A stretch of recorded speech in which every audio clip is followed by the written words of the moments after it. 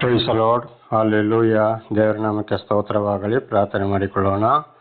ಸರ್ವ ಸೃಷ್ಟಿಕರ್ತನ ತಂದೆಯ ದೇವರೇ, ಮಗನ ದೇವರೇ, ಪರಿಶುದ್ಧಾತ್ಮನೇ, ನಿಮ್ಮ ನಾಮಕ್ಕೆ ಸ್ತೋತ್ರ ಸ್ವಾಮಿ.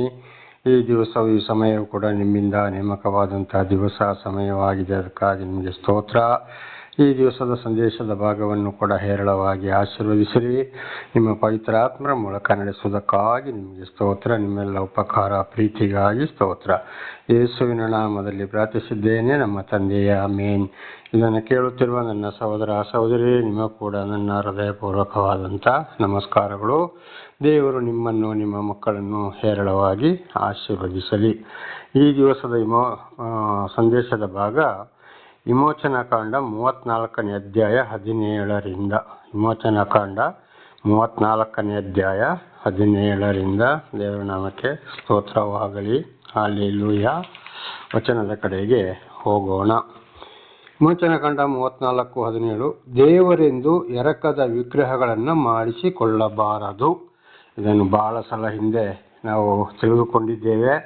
ಮತ್ತೊಂದು ಸಲ ಕೂಡ ದೇವರು ಮೋಶೆಯ ಮುಖಾಂತರ ಇಸ್ರಾಯೇಲರನ್ನು ಎಚ್ಚರಿಸಿದರು. ಹಾಗೆ ಇದು ನಮ್ಮ ಜೀವಿತಕ್ಕೂ ಕೂಡ ಯಾವುದೇ ಕಾರಣಕ್ಕೂ ಇವತ್ತು ಎರಕ ಅಂದರೆ ಬೆಳ್ಳಿ, ಬಂಗಾರ ದಲ್ಲಿ ಇರ್ಬೋದು, ಅಥವಾ ಮಣ್ಣಿನಿಂದ, ಸ್ಟೀಲಿಂದ, ಕಬ್ಬಿಣದಿಂದ, ಮರದಿಂದ ದೇವರುಗಳನ್ನು ಮಾಡಿಕೊಂಡು ಆರಾಧಿಸಬಾರದು ಎಂಬುದಾಗಿ ನಾವು ಹಿಂದೆ ಕೂಡ ಬಹಳ ಸಲ ತಿಳ್ಕೊಂಡಿದ್ದೇವೆ. ಒಂದು ವೇಳೆ ಇಂಥವ್ರಿಗೆ ಹೀಗೆ ಮಾಡೋರು ಇದ್ದಾರೆ. ಇವತ್ತು ಉದಾಹರಣೆಗೆ ಯೇಸು, ಸಂತರು, ಜೋಸೆಫು, ಮರಿಯಮ್ಮ ಅಂತ ಹೇಳ್ಕೊಂಡು ಅದನ್ನು ಮೆರವಣಿಗೆ, ಜಾತ್ರೆ ಮಾಡೋರು ಇದ್ದಾರೆ.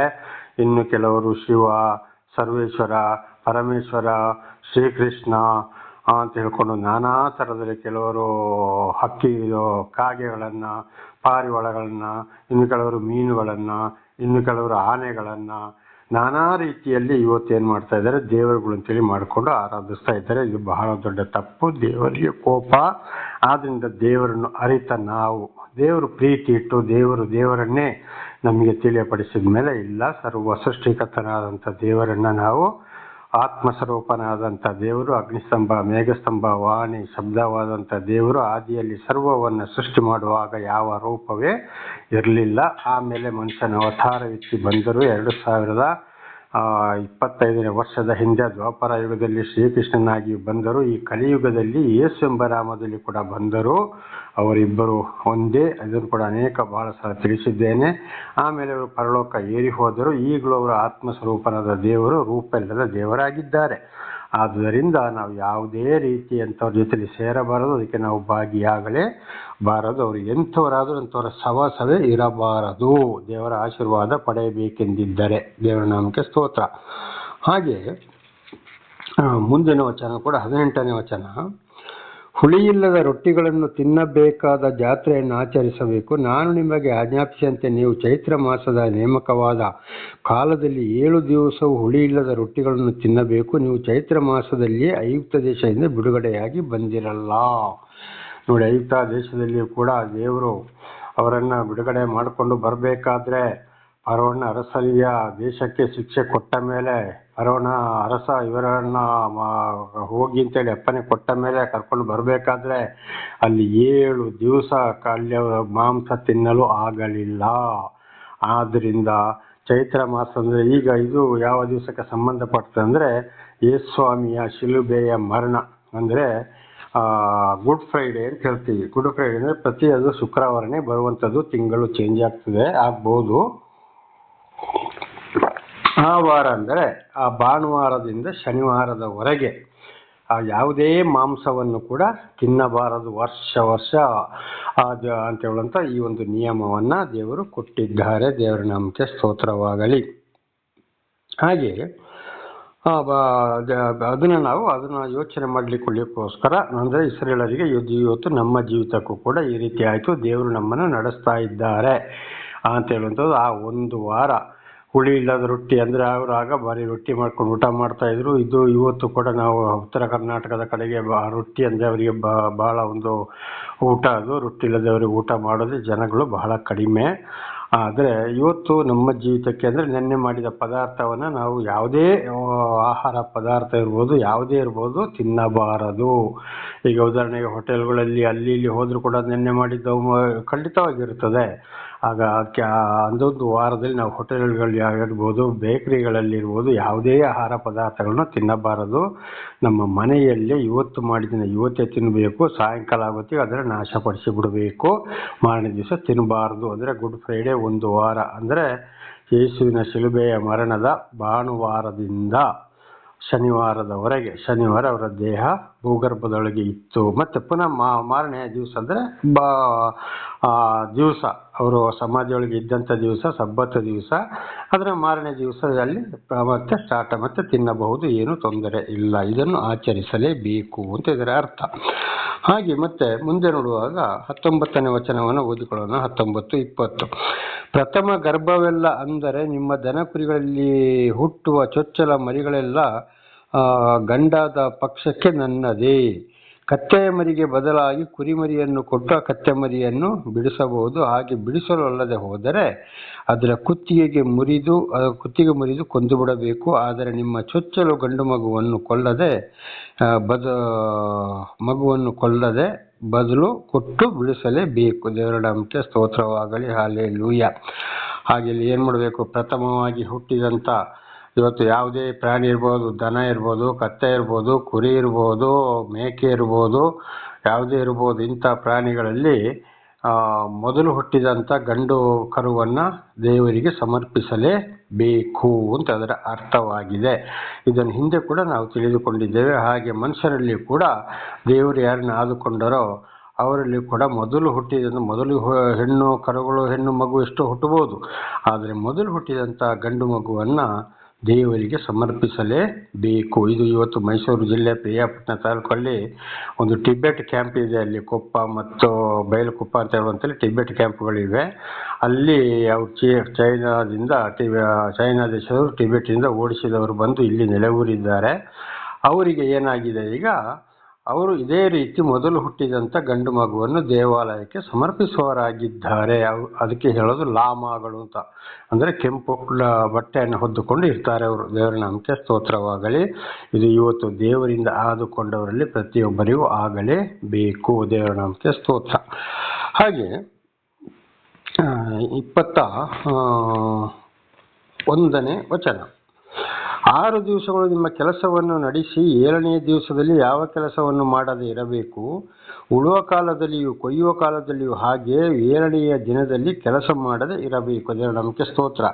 ಇದು ಆದಿಕಾಂಡ 2ನೇ ಅಧ್ಯಾಯ 1ರಿಂದ 3 ಕಡೆಗೆ ದೇವರು 6 ದಿವಸದಲ್ಲಿ, ಅಂದರೆ ಭಾನುವಾರದಿಂದ ಶುಕ್ರವಾರದವರೆಗೆ ಎಲ್ಲ ಕೆಲಸ ನಡೆಯಿತು.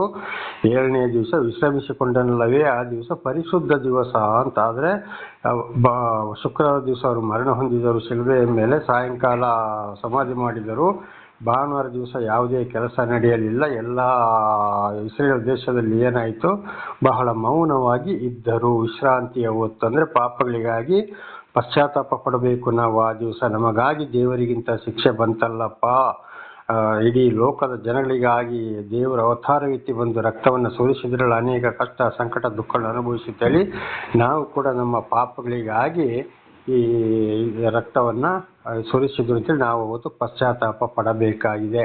ಇದು ಅರಣ್ಯಕಾಂಡದಲ್ಲಿ ಕೂಡ ನೋಡುವಾಗ ಹಾವಿನಿಂದ ಕಚ್ಚಿಸಲ್ಪಟ್ಟವರು ಮತ್ತು ಅನೇಕ ರೋಗಗಳಿರುವಾಗ ಹಾವನ್ನು ಕೊಂದು ಆ ಶಿಲುಬೆಯ ಮೇಲೆ ಇಟ್ಟರು. ಆಗ ಅದನ್ನು ನೋಡಿಕೊಂಡು ಯೇಸುವಿನಲ್ಲಿ ಪ್ರಾರ್ಥಿಸಿದರೆ ಖಂಡಿತವಾಗಿ ಅಂಥವರು ರಕ್ಷಣೆ ಹೊಂದಬಹುದು ಅಂತ ಅರಣ್ಯಕಾಂಡದಲ್ಲಿ ಕೂಡ ಬರೆಯಲ್ಪಟ್ಟಿದೆ. ಅದೇ ರೀತಿ ದೇವರ ನಾಮಕ್ಕೆ ಸ್ತೋತ್ರವಾಗಲಿ. ಹಾಗೆ 6 ದಿವಸದಲ್ಲಿ ಸರ್ವವನ್ನು ಕೆಲಸ ಮಾಡಬೇಕು. 7ನೇ ದಿವಸ ಅಂದರೆ ಸಬ್ಬತ್ ದಿವಸ, ಶನಿವಾರ. ಅಲ್ಲಿ ಯಾವುದೇ ಕೆಲಸವನ್ನು ಉಳುವ ಕಾಲದಲ್ಲಿಯೂ ಕೊಯ್ಯುವ ಕಾಲದಲ್ಲಿಯೂ ಹಾಗೆ 7ನೇ ದಿವಸದಲ್ಲಿ ಕೆಲಸ ಮಾಡೋದು ಇರಬೇಕು. ಅಂದರೆ ಅವರ ಸ್ವಂತ ಕೆಲಸ ಮಾಡೋಕ್ಕೆ ಹೋಗಬಾರದು, ಹಣ ಸಂಪಾದನೆಯ ಕೆಲಸ.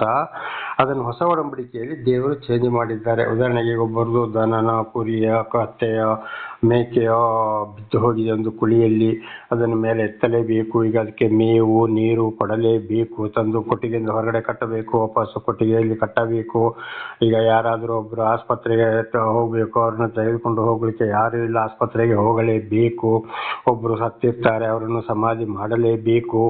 ಇದನ್ನೆಲ್ಲವನ್ನ ಏನು ಮಾಡಿದ್ದಾರೆ, ಹೊಸ ಒಡಂಬಡಿಕೆಯಲ್ಲಿ ಯೇಸು ಸ್ವಾಮಿ ತಿದ್ದುಪಡಿ ಮಾಡಿದ್ದಾರೆ. ಇಂಥ ಕೆಲಸವನ್ನು ಮಾಡಬಹುದು, ಆದರೆ ಅವರ ಸ್ವಂತ ಕೆಲಸ ಮಾತ್ರ ಮಾಡಲು ಹೋಗಬಾರದು. ಯಾಕೆಂದರೆ ಇವತ್ತು ನಾವು ಭಾರತ ದೇಶದಲ್ಲಿ ಜೀವಿಸ್ತಾ ಇದ್ದೇವೆ, ಇಲ್ಲಿನ ಕಾನೂನೇ ಬೇರೆ ಇದೆ. ಆದ್ದರಿಂದ ಇದನ್ನು ಹಿಂದೆಯೂ ಕೂಡ ಬಹಳ ಸಲ ನಿಮಗೆ ತಿಳಿಸಿದ್ದೇನೆ. ದೇವರ ನಾಮದಲ್ಲಿ ಶನಿವಾರ ದಿವಸ ಆದಷ್ಟು ಬೇಗ ಎದ್ದು ಗಂಡ ಹೆಂಡತಿ ಮಕ್ಕಳನ್ನು ಎಬ್ಬಿಸಿ ಬೆಳಗಿನ ಜಾವದಲ್ಲಿ ನಾವು ಪ್ರತಿ ಶನಿವಾರ ಪಶ್ಚಾತ್ತಾಪ ಪಡುವುದು ಬಹಳ ಒಳ್ಳೆಯದು. 6 ದಿವಸದಲ್ಲಿ ನಮ್ಮ ಕಣ್ಣು, ಕೈ, ಕಾಲುಗಳು, ಮನಸ್ಸುಗಳು ಕೊಡೋದು, ತಗೊಳ್ಳೋದು, ಕೆಟ್ಟ ಯೋಚನೆಗಳು, ಬೈದಾಡೋದು, ಹೊಡೆದಾಡೋದು, ಗಂಡ ಹೆಂಡತಿ ಮಕ್ಕಳು ತಂದೆ ಎಲ್ಲರೂ ಇನ್ನೊಬ್ಬರ ಮೇಲೆ ಹೊಟ್ಟೆ ಕಿಚ್ಚು ನಾನಾ ರೀತಿಯಲ್ಲಿ ನಾವು ಪಾಪವನ್ನು ಮಾಡಿರುತ್ತೇವೆ. ಅದಕ್ಕಾಗಿ ಪ್ರತಿ ಶನಿವಾರ ಆದಷ್ಟು ಬೇಗನೆ ಎದ್ದು, ಅಂದರೆ 3 ಗಂಟೆಯಿಂದ 5 ಗಂಟೆ ಒಳಗಡೆ ಎದ್ದು ಪಶ್ಚಾತ್ತಾಪ ಪಡುವುದು ಬಹಳ ಒಳ್ಳೆಯದು. ಮನಪೂರ್ವಕವಾಗಿ ಒಂದು 10 ನಿಮಿಷ ಪ್ರಾರ್ಥಿಸಿದರೆ ಸಾಕು. ಗಂಟೆ ಕಟ್ಟಲೆ ಪ್ರಾರ್ಥಿಸಬೇಕು ಅಂತ ಏನೂ ಇಲ್ಲ. ಅದು ಕೂಡ ಮತ್ತಾಯನ ಸುವಾರ್ತೆಯಲ್ಲಿ ಯೇಸು ಹೇಳಿದ್ದಾರೆ, ನೀವು ಗಂಟೆ ಕಟ್ಟಲೆ ಬೇಕಾದಷ್ಟು ಸಮಯ ಪ್ರಾರ್ಥಿಸಿದೆ ದೇವರು ಪ್ರಾರ್ಥನೆಯನ್ನು ಕೇಳ್ತಾರೆ ಅಂತೇಳಿ ನೆನೆಸಬೇಡಿ, ನಿಮ್ಮ ಅಗತ್ಯಗಳನ್ನು ಮಾತ್ರ ಹೇಳಿಕೊಳ್ಳಿ ಅಂತ ಪಶ್ಚಾತ್ತಾಪ ಪಡುವಂಥದ್ದು ಪ್ರತಿ ಶನಿವಾರ. ಅಂದರೆ ಪ್ರತಿ ದಿವಸ ಬೆಳಗ್ಗೆದ್ದು ಪ್ರಾರ್ಥನೆ ಮಾಡಲೇಬೇಕು, ಅದು ಬಹಳ ಒಳ್ಳೆಯದು. ಆದರೆ ಶನಿವಾರ ದಿವಸ ಬಹಳ ವಿಶೇಷವಾದಂಥ ದಿವಸವಾಗಿದೆ. ಆ ದಿವಸವು ಇತರರಿಗೆ ಕುಂಟರು, ಮೋಟ್ರು, ಕಿವುಡರು, ಏನು ಗತಿಲ್ಲದವರು, ಆಸ್ಪತ್ರೆಯಲ್ಲಿ ಔಷಧಿ ಇಲ್ಲದವರಿಗೆ, ಮದುವೆ ಮಾಡಲಿಕ್ಕಿಲ್ಲದವರಿಗೆ, ವಿದ್ಯಾಭ್ಯಾಸ ಇಲ್ಲದವರಿಗೆ, ಮನೆ ಕಟ್ಟಲಿಕ್ಕೆ ಇಲ್ಲದವರಿಗೆ ಆ ಸಮಯದಲ್ಲಿ ಆ ದಿವಸ ದಾನ ಧರ್ಮ ಮಾಡುವುದು ಬಹಳ ಒಳ್ಳೆಯದು. ಆದರೆ ಎಲ್ಲ ದಿವಸವನ್ನು ಮಾಡಿದರೂ ಏನು ತಪ್ಪಿಲ್ಲ. ಆದರೆ ಆ ದಿವಸ ಬಹಳ ಒಳ್ಳೆಯ ದಿವಸವಾಗಿದೆ. ದೇವರ ನಾಮಕ್ಕೆ ಸ್ತೋತ್ರವಾಗಲಿ. ಇದನ್ನು ಕೈಗೊಳ್ಳಲೇಬೇಕು. ಅದೇ ಇವತ್ತು ಹೊರದೇಶ ಕ್ರಿಶ್ಚಿಯನ್ ರಾಷ್ಟ್ರಗಳಲ್ಲಿ ವಾರದಲ್ಲಿ 5 ದಿವಸ ಕೆಲಸ, ಭಾನುವಾರದಿಂದ ಶುಕ್ರವಾರದವರೆಗೆ. ಶನಿವಾರ ಮತ್ತು ಭಾನುವಾರ ರಜೆಯಾಗಿದೆ. ಶನಿವಾರ ಕಡ್ಡಾಯವಾಗಿ ದೇವಾಲಯಕ್ಕೆ ಹೋಗಲೇಬೇಕು. ಭಾನುವಾರ ದಿವಸ ಮೃತ್ಯುಂಜಯನಾದ ದಿವಸ, ಮಹಿಮೆಯ ದಿವಸ. ಆದರೆ ಆ 2 ದಿವಸ ಅಲ್ಲಿ ರಜೆ. ಅದರಲ್ಲಿ ಶನಿವಾರ ಕಡ್ಡಾಯವಾಗಿ ದೇವಾಲಯಕ್ಕೆ ಹೋಗಲೇಬೇಕು. ಇದು ಹೊಸ ಒಡಂಬಡಿಕೆಯಲ್ಲಿ ಕೂಡ ಬರೆಯಲ್ಪಟ್ಟಿದೆ. ಆದರೆ ಇವತ್ತು ನಾವು ಗೊತ್ತಿದ್ದಾಗೆ ಬೆಂಗಳೂರಿನಲ್ಲಿ ಒಂದು ಬೈಬಲ್ ಪ್ರಿಂಟಿಂಗ್ ಪ್ರೆಸ್ ಇದೆ, ಅಲ್ಲಿ ಮಾತ್ರ ಈ ಕಾನೂನು ನಡೀತಾ ಇದೆ. ಮತ್ತು 7th ಡೇ ಅಂತ ಹೇಳುವಂಥ ಒಂದು ಸಭೆ ಇದೆ, ಅವರು ಈ ನಿಯಮವನ್ನು ಕೈಗೊಳ್ತಾ ಇದ್ದಾರೆ. ಆದರೆ ನಾವು ನಮ್ಮ ಮನೆಯಲ್ಲೇ ಮಾಡಿಕೊಳ್ಳುವುದೋ ಅಥವಾ ಯಾರಾದರೂ ತಿಳಿದವರು ದೇವಾಲಯದಲ್ಲಿ ಈ ರೀತಿ ಮಾಡುವುದಾದರೆ ಅಲ್ಲಿಗೆ ಹೋಗುವುದು ಕೂಡ ಬಹಳ ಉತ್ತಮ. ಒಂದು ವೇಳೆ ಇಲ್ಲ ಅಂದರೆ ಮನೆಯಲ್ಲೇ ಇದನ್ನು ನಾವು ಆಗಲೇ ಹೇಳಿದಾಗೆ ಪ್ರತಿ ಶನಿವಾರ ನಡೆಸುವುದು ಬಹಳ ಉತ್ತಮ. ದೇವರ ನಾಮಕ್ಕೆ ಸ್ತೋತ್ರವಾಗಲಿ. ಹಲ್ಲೆಲೂಯಾ. ಹಾಗೆ 21ನೇ ವಚನವನ್ನು ಆಯಿತು. ಅಲ್ಲಿಂದ 27, 28 ಓದಿಕೊಳ್ಳೋಣ. ವಚನಕಾಂಡ 34, 27, 28. ಯೆಹೋವನು ಮೋಶೆಗೆ, ನೀನು ಈ ವಾಕ್ಯಗಳನ್ನು ಬರೆ, ಈ ವಾಕ್ಯಗಳ ಮೇರೆಗೆ ನಿನ್ನ ಸಂಗಡಲು ಇಸ್ರಾಯೇಲರ ಸಂಗಡಲು ನಿಬಂಧನೆ ಮಾಡಿದ್ದೇನೆ ಎಂದು ಹೇಳಿದನು. ನೋಡಿ, ಕಡ್ಡಾಯವಾಗಿ ದೇವರು ಮೋಶೆಗೆ ಇದನ್ನು ಬರೆ, ನೀನು ಕೂಡ ಇದನ್ನು ಕೈಗೊಳ್ಳಬೇಕು, ಇಸ್ರಾಯೇಲರು ಕೂಡ ಕೈಗೊಳ್ಳಬೇಕು. ಅಂದರೆ ಪಾಸ್ಟರ್ಗಳು ಅಂತ ಹೇಳ್ಕೊಂಡು ಸುಮ್ಮನೆ ಇರೋಕ್ಕಾಗೋದಿಲ್ಲ. ದೇವರು ಆರಿಸಿಕೊಂಡವರು ಕೂಡ ಅವರು ಯಾರು ಪರಿಶುದ್ಧರಲ್ಲ, ಆದರೆ ಪರಿಶುದ್ಧತೆ ಕಡೆಗೆ ಹೋಗಬೇಕು. ಪ್ರತಿಯೊಬ್ಬರು ಅವರು ಯಾರೇ ಇರಲಿ, ಇವತ್ತು ಕ್ರಿಶ್ಚಿಯನ್ಗಳಂತ ಹೇಳೋರಲ್ಲಿ ಇವತ್ತು ಪಾಸ್ಟರ್ಗಳು ಇರ್ಬೋದು, ಫಾದರ್ಗಳು ಇರ್ಬೋದು, ಯಾಜಕರು ಇರ್ಬೋದು, ಇನ್ನು ಯಾರೇ ಇರ್ಬೋದು, ರೆವಿಡೆಂಟ್ಗಳು, ಅದೆಲ್ಲ ದೇವರು ಹೇಳಿಲ್ಲ, ಮನುಷ್ಯರೇ ಮಾಡ್ಕೊಂಡಿದ್ದು. ಇವತ್ತು ಬ್ರಾಹ್ಮಣರೇ ಇರ್ಬೋದು, ಮಠಾಧೀಶರು ಇರ್ಬೋದು, ಯಾವುದೇ ಸ್ವಾಮೀಜಿ ಗುರುಗಳು ಇರ್ಬೋದು, ಇದೆಲ್ಲ ಈ ರೀತಿ ಕಲಿಸಿಕೊಂಡಿದ್ದು ಅವರೇ, ದೇವರಲ್ಲ. ಆದರೆ ಪ್ರತಿಯೊಬ್ಬರು ಇದನ್ನು ಮಾಡಲೇಬೇಕು ಅಂತ ಇದರ ಅರ್ಥ. 28. ಮೋಶೆ ಬೆಟ್ಟದಲ್ಲಿ ಯೆಹೋವನ ಸನ್ನಿಧಿಯಲ್ಲಿ ಹಗಲಿರುಳು 40 ದಿನ ಇದ್ದನು. ಅವನು ಏನು ಊಟ ಮಾಡಲಿಲ್ಲ, ಏನು ಕುಡಿಯಲಿಲ್ಲ. ಆತನು ನಿಬಂಧನ ವಾಕ್ಯಗಳನ್ನು, ಅಂದರೆ 10 ಆಜ್ಞೆಗಳನ್ನು ಆ ಕಲ್ಲಿನ ಹಾಳಿಗೆಗಳ ಮೇಲೆ ಬರೆದನು. ನೋಡಿ, 2ನೇ ಸಲ ದೇವರು ಏನು ಮಾಡಿದರು? ಮೊದಲೊಂದು ಸಲ ದೇವರೇ ಬರೆದರು, 2ನೇ ಸಲ ದೇವರು ಹೇಳಿ ಮೋಶೆ ಕೈಯಲ್ಲಿ 10 ಆಜ್ಞೆಗಳನ್ನು ಬರೆಸಿದರು. ಹಾಗೆ ಇವತ್ತು ನಮ್ಮ ಜೀವಿತಕ್ಕೆ 10 ಆಜ್ಞೆಗಳು ಬಹಳ ಪ್ರಾಮುಖ್ಯವಾದದ್ದು. ಇದು ವಿಮೋಚನಕಾಂಡ 20ನೇ ಅಧ್ಯಾಯ, ಧರ್ಮೋಪದೇಶಕಾಂಡ 5ನೇ ಅಧ್ಯಾಯದಲ್ಲಿದೆ. ಇದನ್ನು ಒಟ್ಟು ಟೋಟಲ್ ಆಗಿ 4 ಸಲ ದೇವರು ನನ್ನ ಮುಖಾಂತರ ನಿಮಗೆ ತಿಳಿಯಪಡಿಸಿದ್ದಾರೆ. ಅದು ಯಾಕೆಂದರೆ ಪಾಪ ಅಂದರೆ ಯಾವುದು ಅಂತ ನಮಗೆ ಅದು ನಮ್ಮ ಪಾಪವನ್ನು ತೋರಿಸಿಕೊಡುತ್ತದೆ. ಅದು ನಮ್ಮನ್ನು ಪಾಪದಿಂದ ಬಿಡುಗಡೆ ಮಾಡುವುದಿಲ್ಲ. ಆಗ ಪಾಪಕ್ಕೆ ಪರಿಹಾರ ಏನಪ್ಪ ಅಂದರೆ ದೇವರಿಗೆ ಮೊರೆ ಹೋಗಿ ಅಂಥ ತಪ್ಪುಗಳನ್ನು ಬಿಟ್ಟು ಆಮೇಲೆ ದೇವರೊಂದಿಗೆ ಜೀವಿಸುವಂಥದ್ದೇ 10 ಆಜ್ಞೆಗಳು. ಅದನ್ನು ಹೊಸ ಒಡಂಬಡಿಕೆಯಲ್ಲಿ ಕೂಡ ದೇವರು ತಳ್ಳಿ ಹಾಕಲಿಲ್ಲ. ಮತ್ತಾಯ 5:17-20 ಓದುವಾಗ ಮತ್ತು ಲೂಕ 16:31, ಯೋಹಾನ 5:45-47 ಓದುವಾಗ ಅಲ್ಲಿ ಬಹಳ ಚೆನ್ನಾಗಿ ನಮಗೆ ಸ್ಪಷ್ಟವಾಗಿ ಇದನ್ನು ನಾವು ಕಾಣಬಹುದು. ದೇವರ ನಾಮಕ್ಕೆ ಸ್ತೋತ್ರವಾಗಲಿ. ಅದು ಯೆರೆಮೀಯ 31:31-34, ಇಬ್ರಿಯ 8:8-12 ಮತ್ತು 10ನೇ ಅಧ್ಯಾಯದಲ್ಲಿ ಕೂಡ ನಾವು ಇದನ್ನು ಓದುವಾಗ ಸ್ಪಷ್ಟವಾಗಿ 10 ಆಜ್ಞೆಗಳು ಯಾರ ಹೃದಯದಲ್ಲಿ ಯಾರ ಮನಸ್ಸಿನಲ್ಲಿ ಇರುತ್ತದೋ ಅವರೇ ದೇವರಿಂದ ಆಯ್ಕೆಗೊಂಡವರು. ನಾನು ಆರಿಸಿಕೊಂಡವರ ಹೃದಯದಲ್ಲಿ ಮನಸ್ಸಿನಲ್ಲಿ ನಾನು ಅದನ್ನು ಬರೆಯುವೆನು ಎಂಬುದಾಗಿ ದೇವರು ಹೇಳಿದ್ದಾರೆ. ಹಳೆ ಒಡಂಬಡಿಕೆಯಲ್ಲಿ ಮತ್ತು ಹೊಸ ಒಡಂಬಡಿಕೆಯಲ್ಲಿ. ಅಂದರೆ 10 ಆಜ್ಞೆಗಳಲ್ಲಿ ಬರೆದಿರೋದನ್ನು ಮಾತ್ರ ಓದಿದರೆ ಸಾಲದು. ಅದರ ಒಂದೊಂದು ಆಜ್ಞೆಗಳ ಒಂದೊಂದು ವಿಷಯಗಳನ್ನು ಪ್ರತಿ ಸಲ ತಿಳ್ಕೊಳ್ಬೇಕಾಗ್ತದೆ. ಇದನ್ನು ನನ್ನ ಸಾಕ್ಷಿಯಲ್ಲಿ ಕೂಡ ನಾನು ಹಿಂದೆ ತಿಳಿಸಿದ್ದೇನೆ ಮತ್ತು ಮೊನ್ನೆ ಕೂಡ ಇದನ್ನು ಸ್ವಲ್ಪ ದಿವಸದ ಹಿಂದೆ ಕೂಡ ಇದನ್ನು ತಿಳಿಸುವ ಹಾಗೆ ದೇವರು ಆಶೀರ್ವಾದ ಮಾಡಿದ್ದಾರೆ. ದೇವರ ನಾಮಕ್ಕೆ ಸ್ತೋತ್ರವಾಗಲಿ. ಚೆನ್ನಾಗಿ 10 ಆಜ್ಞೆಗಳನ್ನು ಅರಿತುಕೊಳ್ಳಬೇಕಾಗಿದೆ. ಹಲ್ಲೆಲೂಯಾ. ಹಾಗೆ ಇದನ್ನು ನಾವೆಂಬುದಕ್ಕೆ ಚೆನ್ನಾಗಿ ಅರಿತುಕೊಳ್ಳಬೇಕಾಗಿದೆ. ಈಗ 29-35 ವಿಮೋಚನಾ ಕಾಂಡ 34, 29-35. ಮೋಶೆ ಆಜ್ಞಾನುಶಾಸನಗಳಾದ 2 ಕಲ್ಲಿನ ಹಲಿಗೆಗಳನ್ನು ಕೈಯಲ್ಲಿ ಹಿಡಿದುಕೊಂಡು ಸೀನಾಯಿ ಬೆಟ್ಟದಿಂದ ಇಳಿದು ಬಂದಾಗ ಅವನು ಯೆಹೋವನ ಸಂಗಡ ಸಂಭಾಷಿಸಿದ್ದರಿಂದ ಅವನ ಮುಖವು ಪ್ರಕಾಶಮಾನವಾಗಿತ್ತು. ದೇವರ ನಾಮಕ್ಕೆ ಸ್ತೋತ್ರವಾಗಲಿ. ಆದರೆ ಆ ಸಂಗತಿ ಅವನಿಗೆ ತಿಳಿಯಲಿಲ್ಲ. ದೇವರ ನಾಮಕ್ಕೆ ಸ್ತೋತ್ರ. ದೇವರು ಮೋಶೆಯನ್ನು ಸೀನಾಯಿ ಬೆಟ್ಟಕ್ಕೆ ಕರೆದ್ರು. ಹಗಲಿರುಳು 40 ದಿವಸ ಅಲ್ಲಿ ದೇವರೊಂದಿಗೆ ಇದ್ದ. ದೇವರು ಮಾತನಾಡ್ತಾ ಇದ್ರು ಅಗ್ನಿಯೊಳಗೆ, ಅಂದರೆ ಬೆಂಕಿಯೊಳಗಿಂದ. ಆಮೇಲೆ 10ನೇ ಆಜ್ಞೆಗಳನ್ನ 2ನೇ ಸಲ ಕೊಡುವಾಗ ಕೂಡ ಅವನು ಬೆಟ್ಟ ಇಳಿದು ಬರುವಾಗ ಅವನ ಮುಖ ಬಹಳ ಪ್ರಕಾಶವಾಗಿತ್ತು. ಅಂದರೆ ದೇವರ ಆಶೀರ್ವಾದದಿಂದ ಅದು ತುಂಬಿತ್ತು. ಆಗ ಇದರ ಅರ್ಥ ಏನಪ್ಪ ಅಂದರೆ 10 ಆಜ್ಞೆಗಳು ಯಾರಲ್ಲಿ ಇವೆಯೋ, ಯಾರಿಗೆ ತಿಳಿಯಪಡಿಸಿದ್ದಾರೋ, ಯಾರು ತಿಳ್ಕೊಂಡಿದ್ದಾರೋ, ಯಾರ ಹೃದಯದಲ್ಲಿ ಮನಸ್ಸಿನಲ್ಲಿ 10 ಆಜ್ಞೆಗಳು ಇವೆಯೋ ಅವರಲ್ಲಿ ದೇವರ ಒಂದು ಕಳೆ ಇರುತ್ತದೆ ಅಂತ ಇದರ ಅರ್ಥವಾಗಿದೆ. ಅವರು ಖಂಡಿತವಾಗಿ ಮಾತಾಡ್ತಾರೆ, ಯಾವುದಕ್ಕೂ ಆಸೆ ಪಡುವುದಿಲ್ಲ, ದೇವರನ್ನೇ ತಿಳಿಯಪಡಿಸ್ತಾರೆ, ಗದರಿಸ್ತಾರೆ, ಎಚ್ಚರಿಸ್ತಾರೆ. ಹಾಗೆ ಇವತ್ತೊಂದು ದೇವಾಲಯದಲ್ಲಿ ಆಗ್ಬೋದು, ಮನೆಯಲ್ಲಿಯೂ ಆಗ್ಬೋದು. ಖಂಡಿತವಾಗಿಯೂ ದೇವರೊಂದು ಆಶೀರ್ವಾದ 10 ಆಜ್ಞೆಗಳ ಮೇಲೆ ಯಾರು ಮನಸ್ಸಿಡ್ತಾರೋ ಅಂಥವ್ರು, ಯಾರ ಮನೆಯಲ್ಲಿ ವಾಕ್ಯಗಳು ಇವೆಯೋ ಅದನ್ನು ಧ್ಯಾನಿಸ್ತಾರೋ ಅಂಥ ಮನೆಯಲ್ಲಿ ಆಶೀರ್ವಾದ ಮತ್ತು ಅವರೊಂದಿಗೂ ಆಶೀರ್ವಾದ ಇದ್ದೇ ಇರುತ್ತದೆ. ಅನೇಕರು ಇವತ್ತು 10 ಆಜ್ಞೆಗಳು ಹಳೆ ಒಡಂಬಡಿಕೆ, ಹೊಸ ಒಡಂಬಡಿಕೆಯಲ್ಲಿ ಇಲ್ಲ, ಯೇಸುಸ್ವಾಮಿ ಬಂದ ಮೇಲೆ ಅಂತ ಇದನ್ನು ತಳ್ಳಿಬಿಟ್ಟಿದ್ದಾರೆ. ಅದಕ್ಕೆ ಆಗಲೇ ಹೇಳಿದ್ದು ಮತ್ತಾಯ 5:17-20, ಲೂಕ 16:31, ಯೋಹಾನ 5:45-47, ಇಬ್ರಿಯ 8:8-12, ಯೆರೆಮೀಯ 31:31-34 ಇಲ್ಲಿ ಓದುವಾಗ ಸ್ಪಷ್ಟವಾಗಿ ನಮಗೆ ಅಲ್ಲಿ ಕಾಣುತ್ತದೆ. ಆದ್ದರಿಂದ 10 ಆಜ್ಞೆಗಳಿದ್ದವರಲ್ಲಿ ಖಂಡಿತವಾಗಿ ದೇವರ ಒಂದು ಆಶೀರ್ವಾದ ಅಲ್ಲಿ ಇದೆ. ಅವರಲ್ಲಿ ಒಂದು ಪ್ರಕಾಶಮಾನವು ಕಂಡೇ ಕಾಣ್ತದೆ ಅಂತ ಇದರ ಅರ್ಥ. 30ನೇ ವಚನ. ಮೋಶೆ ಮುಖವು ಪ್ರಕಾಶವಾಗಿರುವುದನ್ನು ಆರೋನನು ಇಸ್ರಾಯೇಲರು ನೋಡಿ ಅವನ ಹತ್ತಿರಕ್ಕೆ ಬರುವುದಕ್ಕೆ ಭಯಪಟ್ಟರು. ನೋಡಿ, ಅವನ ಮುಖನೇ ಅವನಿಗೆ ಹೇಗಿದೆ ಅಂತ ಗೊತ್ತಿಲ್ಲ, ಆದರೆ ಅವನ ಮುಖವನ್ನು ನೋಡಿ, ಅಂದರೆ ಅಷ್ಟೊಂದು ಪ್ರಕಾಶಮಾನವಾಗಿತ್ತು, ಅಷ್ಟೊಂದು ಪವರು ಇತ್ತು ಅವನ ಮುಖದಲ್ಲಿ, ಬೆಳ್ಳಗೆ ಇತ್ತು. ಇವರಿಗೆ ನೋಡುವಾಗ ಭಯಪಟ್ಟರು, ಯಾಕಂದರೆ ಅಲ್ಲಿ ದೇವರ ಆಶೀರ್ವಾದ ಇತ್ತು. ಇದನ್ನು ನಾನು ಇವತ್ತು ಈ ಸಂದೇಶ ಕೊಡೋ ಸಮಯದಲ್ಲಿ ಕೂಡ ಬೆಳಗಿನ ಜಾವದಲ್ಲಿ ಕೂಡ ಹೇಳ್ತಾ ಇದ್ದೀನಿ. ಬೈಬಲನ್ನೇ ಮುಂದೆ ಇಟ್ಟುಕೊಂಡು ದೇವಾಲಯದಲ್ಲಿ ಕುಳಿತುಕೊಂಡು, ಒಂದ್ಸಲ ನಾನು ಇಲ್ಲಿ ಹುಬ್ಬಳ್ಳಿಲಿ ಒಂದು ಬೈಬಲ್ ಕಾಲೇಜಲ್ಲಿ ಡೀಕನ್ ಮತ್ತು ಬೈಬಲ್ ಕಾಲೇಜು ಟೀಚಿಂಗ್ ಮಾಡ್ತಾ ಇದ್ದೆ. ಆವಾಗ ಒಂದು ಸಲ ಇಂಗ್ಲೆಂಡ್ ದೇಶದಿಂದ ಒಂದು ಟೀಮ್ ಬಂತು ಅಲ್ಲಿಗೆ. ಅಲ್ಲಿ ಬಂದು 3 ದಿವಸದ ಸಭೆಯನ್ನು ನಡೆಸಿದರು. ಕೊನೆಯ ಸಂದರ್ಭದಲ್ಲಿ ನಾನು ಆ ಸಂಸ್ಥೆಯ ಡೈರೆಕ್ಟ್ರು ಹಿಂದುಗಡೆ ಬೆಂಚಿಯಲ್ಲಿ ಕೂತ್ಕೊಂಡಿದ್ದು. ಆವಾಗ ಒಂದು ಅಂದಾಜು 70 ವರ್ಷ ಇರ್ಬೋದು ಅವರಿಗೆ ವಯಸ್ಸು. ಅವರು ಇಂಗ್ಲೀಷಲ್ಲಿ ಹೇಳ್ತಾ ಇದ್ರು. ಇನ್ನೊಂದು ಸಹೋದರ ನಮ್ಮವರೇ ಗುಲ್ಬರ್ಗದವರು ಅದನ್ನು ಕನ್ನಡಕ್ಕೆ ಟ್ರಾನ್ಸ್ಲೇಷನ್ ಮಾಡ್ತಾ ಇದ್ರು.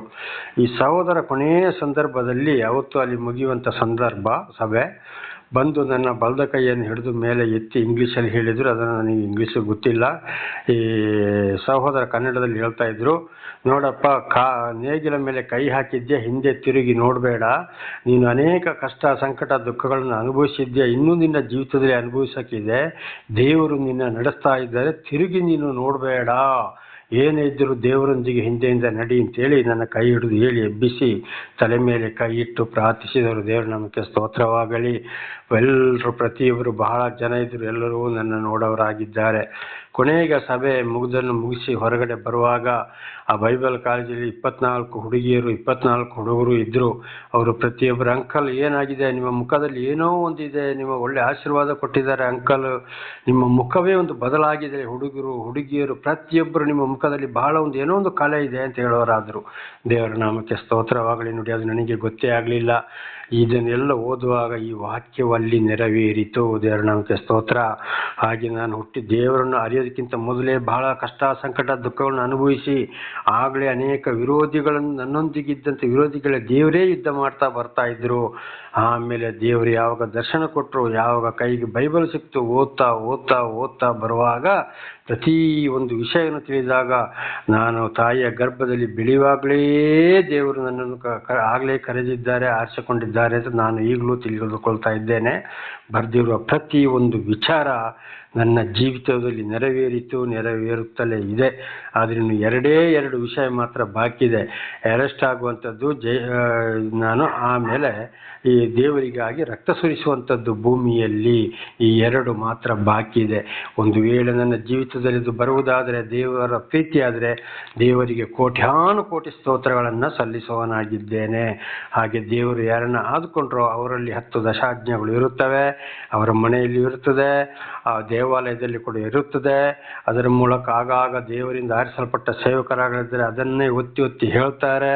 ಹಾಗೆ ಇವತ್ತು ಏನಾಗಿದೆ, ಅನೇಕರಲ್ಲಿ ಈಗ ಈ 10 ದಶಾಜ್ಞೆಗಳ ವಿಷಯವಾಗಿ ಇಲ್ಲಿ ಇದನ್ನು ಓದಿ ಹೇಳುವಾಗ 4 ಜನ, ಅದು ಪುರುಷರಲ್ಲಿ ಒಬ್ಬರು ಇಲ್ಲ.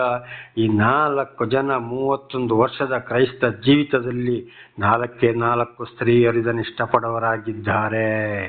ಈ 10 ದಶಾಜ್ಞೆಗಳು ನನಗೆ ಅದರ ಮೇಲೆ ಬಹಳ ಖುಷಿ. ಅದು ಬಹಳ ಒಳ್ಳೆಯದು. ನಮ್ಮ ಪಾಪಗಳನ್ನ ತಿಳಿಸಿಪಡಿಸ್ತದೆ, ನಮಗೆ ಪ್ರತಿಯೊಂದು ಪಾಪಗಳನ್ನ ತೋರಿಸಿಕೊಡ್ತದೆ, ನಮಗೆ ಪಶ್ಚಾತ್ತಾಪ ಪಡೋಕ್ಕೆ ಒಳ್ಳೆಯದಾಗ್ತದೆ ಅಂತೇಳಿ 4 ಸ್ತ್ರೀಯರು ನನ್ನ ಸಹೋದರ ಸಹೋದರಿಯರೇ ಈ 31 ವರ್ಷ ಜೀವಿತದಲ್ಲಿ ಇದನ್ನು ಇಷ್ಟಪಡೋರಾಗಿದ್ದಾರೆ. ದೇವರ ನಾಮಕ್ಕೆ ಸ್ತೋತ್ರವಾಗಲಿ. ಎಷ್ಟೋ ಸಾವಿರ ಜನಗಳಿಗೋ ಅಥವಾ ಲಕ್ಷ ಜನಗಳಿಗೋ ನನ್ನ ಪರವಾಗಿ ಇವತ್ತು ಬೋಧನೆ ಸಾಕ್ಷಿ ಮತ್ತು ದೇವರ ಉಪದೇಶವನ್ನು ತಲುಪುವಾಗೆ ದೇವರ ಆಶೀರ್ವಾದ ಮಾಡಿದ್ದಾರೆ. ಅದು ಇವತ್ತು ಆಂಧ್ರದಲ್ಲಿಯೂ, ತಮಿಳುನಾಡಲ್ಲಿಯೂ, ಕರ್ನಾಟಕದ ಬಹಳ ಕಡೆಗೂ, ಕೇರಳದಲ್ಲಿಯೂ ಕೂಡ ನನ್ನ ಸಾಕ್ಷಿ ನುಡಿಯುವ ಹಾಗೆ ದೇವರು ಮಾಡಿದ್ದಾರೆ ಮತ್ತು ಉಪದೇಶ ಮಾಡುವಾಗೆ ಕೂಡ ಮಾಡಿದ್ದಾರೆ. ಆದರೆ 4 ಸ್ತ್ರೀಯರು ಮಾತ್ರ ಇದರ ಬಗ್ಗೆ ಸಂತೋಷ ಪಡುವರಾಗಿದ್ದಾರೆ. ದೇವರ ನಾಮಕ್ಕೆ ಸ್ತೋತ್ರವಾಗಲಿ. ಹಾಲೆಲೂಯಾ. ಹಾಗೆ 32ನೇ ವಚನ, ವಿಮೋಚನ ಕಾಂಡ 34:32. ತರುವಾಯ ಇಸ್ರಾಯೇಲರೆಲ್ಲರೂ ಬೆಟ್ಟ ಹತ್ತಿರಕ್ಕೆ ಬಂದರು. ಇಸ್ರಾಯೇಲ್ ಎಲ್ಲರೂ ಹತ್ತಿರಕ್ಕೆ ಬಂದರು.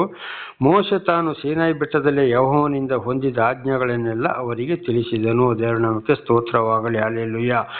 ದೇವರು ಕೊಟ್ಟಂತ 10 ಆಜ್ಞೆಗಳನ್ನು ಏನು ಮಾಡಿದರು, ಮೋಶೆ ಇಸ್ರಾಯೇಲರಿಗೆಲ್ಲರಿಗೂ ಬಿಡಿಸಿ ಹೇಳಿದರು. ಹಾಗೆ ಇವತ್ತು ಸೇವಕರಾದ ನಾವು ಕೂಡ ಏನು ಮಾಡಬೇಕು, ವಿಶ್ವಾಸಿಗಳಿಗೆ, ಜನಗಳಿಗೆ, ಬೇರೆ ಇತರರಿಗೂ ಕೂಡ ಅಂತ ಸಂದರ್ಭ ಸಿಕ್ಕಿದಾಗ 10 ಆಜ್ಞೆಗಳನ್ನು ವಿವರಿಸಿ ಬಿಡಿಯಾಗಿ ತಿಳಿಸಲೇಬೇಕು. ದೇವರ ನಾಮಕ್ಕೆ ಸ್ತೋತ್ರವಾಗಲಿ. ಹಲ್ಲೆಲೂಯಾ. ಹಾಗೆ 33ನೇ ವಚನ, ಮೋಶೆ ಅವರ ಸಂಗಡ ಮಾತಾಡುವುದನ್ನು ಮುಗಿಸಿದಾಗ ತನ್ನ ಮುಖದ ಮೇಲೆ ಮುಸುಕು ಹಾಕಿಕೊಂಡನು. ದೇವರ ನಾಮಕ್ಕೆ ಸ್ತೋತ್ರ.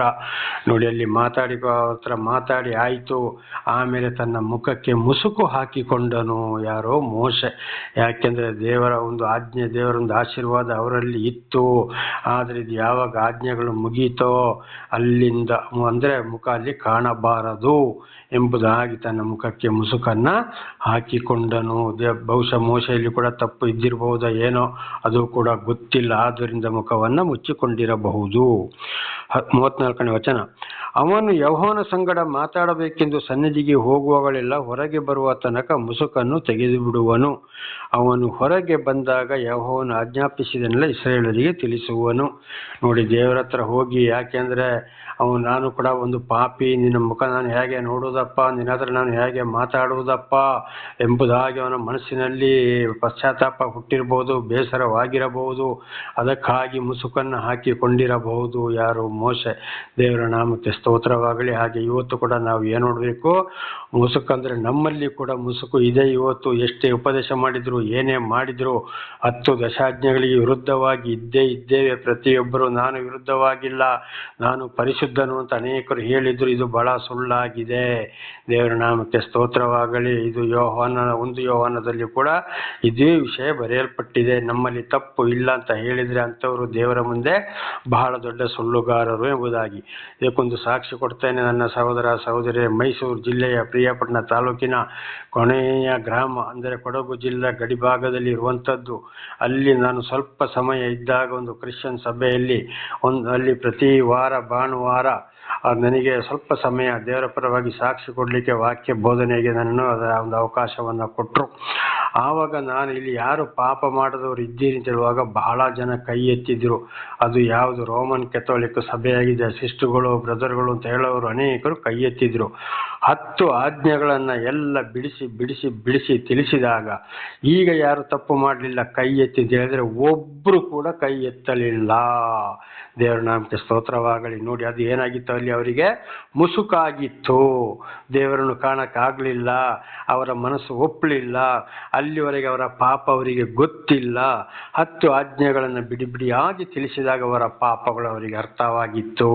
ಅದುವೇ ಈ ಮೋಶೆಯ ಮುಖದಲ್ಲಿ ಕೂಡ ಏನಾಗಿತ್ತು, ಮುಸುಕು ಇತ್ತು. ಹಿಂದೆ ತಪ್ಪು ಮಾಡಿದ್ದಾನೆ ಮೋಶೆ. ಉದಾಹರಣೆಗೆ ಏನು ಮಾಡಿದ, ಒಂದು ಕೊಲೆಗಾರ ಒಬ್ಬ ಗ್ರೀಕನನ್ನು ಕೊಂದು ಏನು ಮಾಡ್ದಲ್ಲಿ ಮರಳಿನೊಳಗೆ ಹೂಣಿದವನಾಗಿದ್ದಾನೆ. ಬಹುಶಃ ಇದುವೇ ಅವನಿಗೆ ಮನಸ್ಸಲ್ಲಿ ಕಾಡ್ತಾ ಇದ್ದಿರಬಹುದು. ಹಾಗೆ ಇವತ್ತು ನಾವು ಕೂಡ ಏನಾಗಬೇಕು, 10 ಆಜ್ಞೆಗಳಿಗೆ ದೇವರ ವಾಕ್ಯದಲ್ಲಿ ನಮ್ಮಲ್ಲಿಗೂ ಕೂಡ ಮುಸುಕು ಇದ್ದೇ ಇದೆ. ನಾವು ಕೂಡ ಪಶ್ಚಾತ್ತಾಪ ಪಡವರಾಗಬೇಕು ದೇವರ ವಾಕ್ಯದ ಮುಂದೆ. ದೇವರ ನಾಮಕ್ಕೆ ಸ್ತೋತ್ರವಾಗಲಿ. ಹಲ್ಲೆಲೂಯಾ. ಹಾಗೆ ಹೊರಗೆ ಬಂದ ಮೇಲೆ ಅವನು ಏನು ಮಾಡ್ತಿದ್ದ, ಮುಸುಕನ್ನು ತೆಗೀತಿದ್ದ. ಹಾಗೆ ಇವತ್ತು ಅನೇಕರು ಏನು ಮಾಡ್ತಾರೆ, ಈ ವಾಕ್ಯಕ್ಕೆ ಇನ್ನೊಂದು ಅರ್ಥ, ದೇವರ ಸತ್ಯವನ್ನು ಮುಚ್ಚಿಟ್ಟಿದ್ದಾರೆ, 10 ದಶಾಜ್ಞೆಗಳನ್ನ ಮುಚ್ಚಿಟ್ಟಿದ್ದಾರೆ, ಸರಿಯಾಗಿ ತಿಳಿಸ್ತಾ ಇಲ್ಲ. ಅದು ಅವರಿಗೆ ಮುಸುಕಾಗಿದೆ. ಯಾಕೆಂದರೆ ಅದನ್ನು ತಿಳಿಸಿದರೆ ಅವರ ತಪ್ಪುಗಳು ಪೂರ್ತಿಯಲ್ಲಿ ಮುಂದೆ ಬರುತ್ತದೆ. ಆದ್ದರಿಂದ ಏನು ಮಾಡಿದ್ರು, ಅಲ್ಲಿ ಅದುವೇ ಅವರಿಗೆ ಮುಸುಕಾಗಿದ್ರು. ಇದಕ್ಕೊಂದು ಸಾಕ್ಷಿ ಕೊಡ್ತೇನೆ. ಹುಬ್ಳಿಯಲ್ಲಿ ನಾನು ಬೈಬಲ್ ಕಾಲೇಜಲ್ಲಿ ಇರುವಾಗ 10 ದಶಾಜ್ಞೆಗಳನ್ನ ತಿಳಿಸಿದಾಗ ಆಮೇಲೆ ಅದೇ ಒಂದು ಸಂಸ್ಥೆಯ ಡೈರೆಕ್ಟರ್ ಮತ್ತೊಂದು ಸಲ ಬಂದು ಅಲ್ಲಿ ಅವರು ಏನು ಹೇಳಿದ್ರು, 10 ಆಜ್ಞೆಗಳಿಗೆ ನಮಗೆ ಬೇಕಾಗಿಲ್ಲ, ಅದು ಹಳೆ ಒಡಂಬಡಿಕೆ, ಅದೇ ಸ್ವಲ್ಪ ತಿಳಿದುಕೊಳ್ಳೋದು ಒಳ್ಳೆಯದು. ಆದರೆ ನಾವು ಈಗ ಯೇಸು ಕ್ರಿಸ್ತನ ಮಾತನ್ನು ಕೇಳಬೇಕಾಗಿದೆ. ಇದೇ ರೀತಿ ಉಡುಪಿಯಲ್ಲಿ ಕೂಡ ಒಂದು ಸೇವಕರು ಇದೇ ಮಾತನ್ನು ಹೇಳಿದರು. ನಾವು ಯಹೂದ್ಯರಲ್ಲ, ನಾವು ಕ್ರೈಸ್ತರು ಅಂತೇಳಿ. ಯಹೂದ್ಯರಲ್ಲ, ಇದರ ಹೊಸ ಒಡಂಬಡಿಕೆಯಲ್ಲಿ ಹಳೆ ಒಡಂಬಡಿಕೆಯ ವಾಕ್ಯಗಳನ್ನು ದೇವರು ಹೊಸ ಒಡಂಬಡಿಕೆಯಲ್ಲಿ ಯಾಕೆ ಅದನ್ನು ಹಿಡಿದು ಮಾತಾಡಬೇಕು? ಪಸ್ಕಹಬ್ಬ ಸಮಯದಲ್ಲಿ ಜೆರುಸಲೇಮಿಗೆ ಹೋದಾಗ ಯೆಶಾಯನ ಗ್ರಂಥವನ್ನು ತೆಗೆದು ಯೇಸುಸ್ವಾಮಿ ಯಾಕೆ ಮಾತನಾಡಬೇಕು? ಯಾಜಕ ಕಾಂಡದಿಂದ ಪೌಲ, ಪೇತ್ರ, ಯಾಕೋಬ, ಯೋವಾನ ಇವರೆಲ್ಲ ಹಳೆ ಒಡಂಬಡಿಕೆಯ ವಾಕ್ಯವನ್ನು ಯಾಕೆ ತೆಗೆದುಕೊಂಡು ಮಾತನಾಡಬೇಕು? ವಿಶೇಷವಾಗಿ ಆಗಲೇ ಹೇಳಿದಾಗೆ ಮತ್ತಾಯ 15:5-17, ಲೂಕ 16:31, ಯೋಹನ್ನ 5:45-47 ಇದರಲ್ಲೆಲ್ಲ ಯಾಕೆ ನಾನು ಹಳೆ ಒಡಂಬಡಿಕೆಯನ್ನು ರದ್ದು ಮಾಡೋಕ್ಕೆ ಬರಲಿಲ್ಲ, ಅದನ್ನು ನೆರವೇರಿಸುವುದಕ್ಕೆ ಬಂದಿದ್ದೇನೆ ಅಂತ ಸ್ವತಃ ಯೇಸುಸ್ವಾಮಿ ಯಾಕೆ ಹೇಳಬೇಕಾಗಿತ್ತು? ಇದುವೇ ನೋಡಿ ಮುಸುಕು ಆಗಿದೆ. ಅನೇಕರು ಇವತ್ತು ಇದನ್ನು ಮುಚ್ಚಿಡ್ತಾ ಇದ್ದಾರೆ. ಅದು 10 ಆಜ್ಞೆಗಳು ಬೇಕಾಗಿದೆ. ದೇವರ ನಾಮಕ್ಕೆ ಸ್ತೋತ್ರ. 35ನೇ ವಚನ. ಮೋಶೆಯ ಮುಖವು ಪ್ರಕಾಶಮಾನವಾಗಿರುವುದನ್ನು ಇಸ್ರಾಯೇಲರು ನೋಡುತ್ತಿದ್ದರು. ಆದ ಕಾರಣ ಅವನು ಯೆಹೋವನ ಸಂಗಡ ಮಾತಾಡುವುದಕ್ಕೆ ಹೋಗುವವರೆಗೆ ತನ್ನ ಮುಖದ ಮೇಲೆ ಮುಸುಕನ್ನು ತಿರುಗಿ ಹಾಕಿಕೊಂಡಿರುವನು. ನೋಡಿ, ಹೊರಗಡೆ ಬಂದಾಗ ಮುಖವನ್ನು ತೆಳೆದಾಗ ಮುಖದಲ್ಲಿದ್ದ ಮುಸುಕನ್ನು ತೆಗೆದ ಮೇಲೆ ಅವನಿಗೆ ಏನಾಗ್ತಿತ್ತು, ಅವರ ಮುಖವನ್ನೆಲ್ಲ ಇಸ್ರಾಯೇಲರು ನೋಡುವಾಗಲಿ ಪ್ರಕಾಶಮಾನವಾಗ್ತಾ ಇತ್ತು. ಆ ದೇವರ ನಾಮಕ್ಕೆ ಸ್ತೋತ್ರ. ಹಾಗೆ ಇವತ್ತು 10 ಆಜ್ಞೆಗಳು ಮತ್ತು ದೇವರ ವಾಕ್ಯಗಳು ಎಲ್ಲ ಯಾರಲ್ಲಿ ಇವೆಯೋ, ಒಂದು ವೇಳೆ ತಪ್ಪು ಬಂದರೂ ಕೂಡ ಪಶ್ಚಾತ್ತಾಪ ಪಟ್ಟು ಸರಿಪಡ್ಕೊಳ್ತಾರೋ, ದೇವರು ಯಾರನ್ನು ಆರಿಸ್ಕೊಳ್ತಾರೋ, ಯಾರ ಮೇಲೆ ದೇವರಿಗೆ ಪ್ರೀತಿ ಇದೆಯೋ ಅವರ ಮುಖ ಯಾವಾಗಲೂ ಪ್ರಕಾಶಮಾನವಾಗಿರ್ತದೆ. ಅವರ ಮುಖದಲ್ಲಿ ಒಂದು ಕಳೆ ಇರ್ತದೆ, ಒಂದು ಶಾಂತಿ ಸಮಾಧಾನ ಇರ್ತದೆ, ಒಂದು ನಗು ಇರ್ತದೆ. ತಪ್ಪಿ ಹೋದಾಗ ತಪ್ಪಿದವರನ್ನು ಯಾರೇ ಆಗಲಿ, ಅವರು ಕ್ರಿಶ್ಚಿಯನ್ಗಳೇ ಆಗಲಿ, ಇತರರು ಯಾರೇ ಆಗಲಿ, ಒಳ್ಳೆಯವರಿಗೆ ತಿಳಿಸುವಾಗ ಅವರು ಖಂಡಿತವಾಗಿ ಮಾತನಾಡುತ್ತಾರೆ, ಗದರಿಸ್ತಾರೆ, ಎಚ್ಚರಿಸ್ತಾರೆ, ಒಳ್ಳೆಯ ಬುದ್ಧಿವಾದವನ್ನು ಅವರು ಹೇಳುತ್ತಾರೆ. ಯಾವುದೇ ವಿಷಯಕ್ಕೂ, ಪ್ರಾಪಂಚಿಕ ವಿಷಯಕ್ಕೆ ಅವರು ಹೋಗುವುದಿಲ್ಲ. ದೇವರ ನಾಮಕ್ಕೆ ಸ್ತೋತ್ರವಾಗಲಿ. ಹಲ್ಲೆಲೂಯಾ. ಈ ರೀತಿಯಲ್ಲಿ ಇವತ್ತು ನಾವು ಕೂಡ ಜೀವಿಸಬೇಕಾಗ್ತದೆ. ಒಳ್ಳೆ ದೇವರಿಂದ ಆಯ್ಕೆಗೊಂಡಂಥ ಸೇವಕರು 10 ದಶಾಜ್ಞೆಗಳನ್ನು ಕೂಡ ತಿಳಿಸ್ತಾರೆ. ಇದು ನಮ್ಮ ಜೀವಿತದಲ್ಲಿ ಪರಲೋಕಕ್ಕೆ ಹೋಗಲು ಮತ್ತು ಈ ಲೋಕದಲ್ಲಿ ಕೂಡ ನಾವು ದೇವರಿಂದ ಆಶೀರ್ವಾದ ಪಡೆದುಕೊಳ್ಳಲು ಬಹಳ ಮುಖ್ಯ. ಅದರಲ್ಲಿ ವಿಶೇಷವಾಗಿ ನನ್ನ ಸಹೋದರ ಸಹೋದರಿಯರೇ, ಖಂಡಿತವಾಗಿ ಮಕ್ಕಳಿಗೂ ಕೂಡ ಇದನ್ನು ತಿಳಿಸ್ತಾ ಬರಬೇಕು. ಈ 10 ದಶಾಜ್ಞೆಗಳು ಯಾವುದೇ ಈ ಭೂಲೋಕದಲ್ಲಿ ನಾನಾ ಥರದ ಎಷ್ಟೋ ಧರ್ಮಗಳಿವೆ. ಯಾವ ಧರ್ಮದಲ್ಲಿ ಕೂಡ ಇದನ್ನು ಯಾರು ಅಲ್ಲಗೆಳೆಯಲು ಸಾಧ್ಯವೇ ಇಲ್ಲ. ಪ್ರತಿಯೊಂದು ಸರ್ವ ಸೃಷ್ಟಿಕರ್ತ ಪರಮಾತ್ಮ ಸಾಕ್ಷಾತ್ ಆ ಭಗವಂತ ಪರಮಾತ್ಮನ ಸಾಕ್ಷಾತ್ ಪರಬ್ರಹ್ಮನ ಮಾತು, ಅದೇ ಯೆಹೋವ ಯೇಸು ಕ್ರಿಸ್ತನ ಮಾತು, ಅದೇ ಸರ್ವೇಶ್ವರ ಪರಮೇಶ್ವರನ ಮಾತು, ಅದೇ ಶ್ರೀಕೃಷ್ಣ ಪರಮಾತ್ಮನ ಮಾತು, ಶ್ರೀಮನ್ನಾರಾಯಣನ ಮಾತು, ಅಲ್ಲಾಹ್ ಅಕ್ಬರನ ಮಾತು ಇದುವೇ ಆಗಿದೆ. ಪ್ರತಿಯೊಂದು ಜನಾಂಗ 10 ದಶಾಜ್ಞೆಗಳನ್ನು ಅಳವಡಿಸಲೇಬೇಕು. ಇದು ಕೂಡ ಇವತ್ತು ನಮ್ಮ ಹಿಂದೂ ಸಂಸ್ಕೃತದಲ್ಲಿ ಮಠಾಧೀಶ್ವರಿಗೆ, ಬ್ರಾಹ್ಮಣರಿಗೆ ಗೊತ್ತಿದೆ, ಅನೇಕ ಪ್ರಸಂಗದ ಬೋಧನೆ ಮಾಡೋರಿಗೂ ಗೊತ್ತಿದೆ, ಪ್ರವಚನ ನಡೆಸೋರಿಗೂ ಗೊತ್ತಿದೆ. ಆದರೆ ಎಲ್ಲವನ್ನ ಮುಚ್ಚಿಟ್ಟಿದ್ದಾರೆ. ಯಾಕೆಂದರೆ ಸರಿಯಾಗಿ ತಿಳಿಸಿದರೆ ಅವರ ತಪ್ಪುಗಳಲ್ಲಿ ಅರ್ಥವಾಗ್ತದೆ. ಒಂದು. ಎರಡನೇದಾಗಿ ಜನಗಳು ಸಭೆಗೆ ಸೇರುವುದಿಲ್ಲ. ಇವರಿಗೆ ಯಾರು ದುಡ್ಡು ಕೊಡುವುದಿಲ್ಲ. ದೊಡ್ಡ ದೊಡ್ಡ ಬಿಲ್ಡಿಂಗ್ ಕಟ್ಟಕ್ಕೆ, ಕಾರು ತೆಗೆಯಕ್ಕೆ, ನಾನಾ ರೀತಿಯ ಐಷಾರಾಮ ಜೀವನಕ್ಕೆ ಯಾರು ಇವರಿಗೆ ಸಹಾಯ ಮಾಡುವುದಿಲ್ಲ. ಅದಕ್ಕಾಗಿ ಇವತ್ತು ಇದನ್ನು ಪ್ರತಿಯೊಬ್ಬರು ಮುಚ್ಚಿಟ್ಟಿದ್ದಾರೆ. ಬಸವಣ್ಣ ಕೂಡ ಅದನ್ನೇ ಹೇಳಿದ್ದು. ಆ ವಚನಗಳು ನನಗೆ ಸರಿ ಬರ್ತಾರೆ. ಕೊಳಬೇಡ, ಉಸಿಯ ನುಡಿಯಲು ಬೇಡ, ಅನ್ಯರಿಗೆ ಅದೇನೋ ಏನೇ ತಪ್ಪು ಮಾಡಬೇಡ ಅಂತ ಯಾವುದು ಆ ವಚನಗಳು ನನಗೆ ಸರಿ ಬರ್ತಾ ಇಲ್ಲ. ನಾನು ಓದಿದ್ದೇನೆ, ಅದ್ರ ಸರಿಯಾಗಿ ನನಗೆ ಅದು ಬಾಯಿಪಾಠ ಇಲ್ಲ. ಬಸವಣ್ಣ ಕೂಡ ಇದೇ ಮಾತನ್ನ ಹೇಳಿದ್ದಾರೆ. ದೇವರ ನಾಮಕ್ಕೆ ಸ್ತೋತ್ರವಾಗಲಿ. ಪ್ರಾರ್ಥನೆ ಮಾಡಿಕೊಳ್ಳೋಣ. ಸರ್ವ ಸೃಷ್ಟಿಕರ್ತನ ತಂದೆಯ ದೇವರೇ, ಮಗನ ದೇವರೇ, ಪರಿಶುದ್ಧಾತ್ಮನೇ, ನಿಮ್ಮ ನಾಮಕ್ಕೆ ಸ್ತೋತ್ರವಾಗಲಿ. ಈ ಒಂದು ಸಂದೇಶವನ್ನು ನನ್ನ ಸಹೋದರ ಸಹೋದರಿಗೆ ನೀವು ತಿಳಿಯಪಡಿಸಿದ್ದೀರಿ, ಅದಕ್ಕಾಗಿ ಸ್ತೋತ್ರ. ಅವರು ಏನಾದರೂ ತಪ್ಪಿ ಹೋಗಿದ್ದರೆ ಅವರನ್ನು ಕ್ಷಮಿಸಿರಿ, ಆಶೀರ್ವದಿಸಿರಿ. ಅದಕ್ಕೆ ಬೇಕಾದ ವಿಶೇಷವಾದ ಜ್ಞಾನವನ್ನು ಅವರಿಗೆ ಅನುಗ್ರಹಿಸಿರಿ. ಪಾಪ ಪರಿಹಾರ ರಕ್ಷಣೆ ನಿಮ್ಮಿಂದಲೇ ಸ್ವಾಮಿ. ನನ್ನನ್ನು ಯಾವ ರೀತಿ ರಕ್ಷಿಸಿದರೆ ಅದರಿಂದಲೂ ಹೆಚ್ಚಾಗಿ ಇದನ್ನು ಕೇಳುತ್ತಿರುವ ಸಹೋದರ ಸಹೋದರಿಯನ್ನು ರಕ್ಷಿಸಿರಿ, ಆಶೀರ್ವದಿಸಿರಿ. ಅವರ ಮಕ್ಕಳಿಗೂ ಅವರು ಇದನ್ನು ತಿಳಿಸಿ ಅವರೆಲ್ಲರೂ ನಿಮ್ಮ ಚಿತ್ತಾನುಸಾರ ಇತರರಿಗೆ ಸಾಕ್ಷಿಗಳಾಗುವಂತೆ ಮಾರ್ಪಡಿಸಿರಿ. ಅವರಿಗೆ ಬೇಕಾದ ಶಾಂತಿ, ಸಮಾಧಾನ, ಆರೋಗ್ಯ, ವಿಶೇಷವಾದ ಜ್ಞಾನವನ್ನು ಕೊಟ್ಟು ಹೇರಳವಾಗಿ ಆಶೀರ್ವದಿಸಲಿ. ನಿಮ್ಮ ಪ್ರೀತಿ ಸಾಯಲದೆ ಯಾರು ಏನು ಮಾಡಲು ಸಾಧ್ಯವಿಲ್ಲ. ನಿಮ್ಮೆಲ್ಲ ಉಪಕಾರಗಳಿಗಾಗಿ ಕೃತಜ್ಞತಾ ವಂದನೆಗಳು. ಯೇಸುವಿನ ನಾಮದಲ್ಲಿ ಪ್ರಾರ್ಥಿಸಿದ್ದೇನೆ ನಮ್ಮ ತಂದೆಯೇ, ಆಮೇನ್. ಇದನ್ನು ಕೇಳುತ್ತಿರುವ ನನ್ನ ಸಹೋದರ ಸಹೋದರಿಯರೇ, ನಿಮ್ಮನ್ನು ಮತ್ತು ನಿಮ್ಮ ಮಕ್ಕಳನ್ನು ದೇವರು ಹೇರಳವಾಗಿ ಆಶೀರ್ವದಿಸಲಿ. ಧನ್ಯವಾದಗಳು.